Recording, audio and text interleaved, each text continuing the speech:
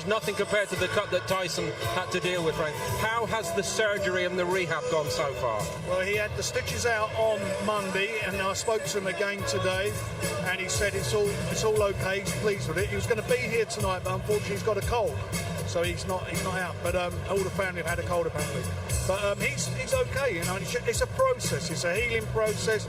No one can rush it. Nature takes its course, and then hopefully in 6-7 weeks' time it settles down and he'll be able to get back in training, providing it's okay. So just update us as we stand, Frank. Is your plan still the rematch with Wilder in February as we stand at the moment? Well, that's what Tyson wants. That's what everybody wants. But remember, Wilder's fighting at the end of November against Ortiz. He's got to come through unscathed. So we'll see what happens. You know, the intentions of everybody is to get that fight on in the new year, with February being a preferable day.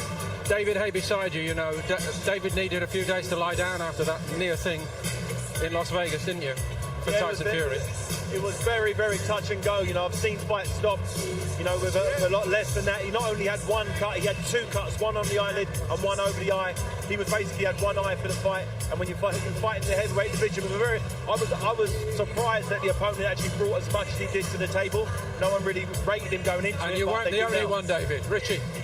Well, I think also it was a situation that Tyson hasn't been in before, in that when the referee came in and brought him over to the corner a couple of times, if he would have just put his arms up in the air and waved it off, no one would have complained. So Tyson's probably thinking, am I going to be stopped here? He was chasing the contest a little bit, but still, he's won every round convincingly. He's come through it okay, and he's probably learned a little bit from it, Paul, to be honest. On that point, forgive me, Steve, with Frank, what has Tyson learned? What has he said to you privately that you can now share with us? You know, a cut's a cut. That can happen in a fight, and that's what happened. And you've got to remember, when Wallin's corner and Wallin himself was seeing all that blood, it spurs him on. You know, he thinks he's that much away from the referee stopping it, so it's going to make him, you know, going to actually give him more desire and more need to go and win the fight. But Tyson, as the guys are just saying, he controlled it with his badly impaired vision and came through the fight, thankfully. And it is what it is. It's another day in the office for him. But one thing about Tyson Fury,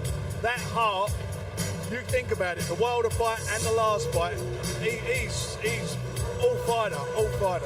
And if you take 47 stitches out of the way, that was the perfect 12 rounds, and I'll tell you for why. Because if we were going into February 22nd next year and he'd have blown Wallin out in a couple of rounds, we'd have been saying, you know what, I wish you'd had a few more rounds last year, I wish you'd have got a few rounds. So take the stitches out of the way, 12 hard rounds where you've got to think, change your tactics, that's what you pray for as a promoter for your heavyweight. No question.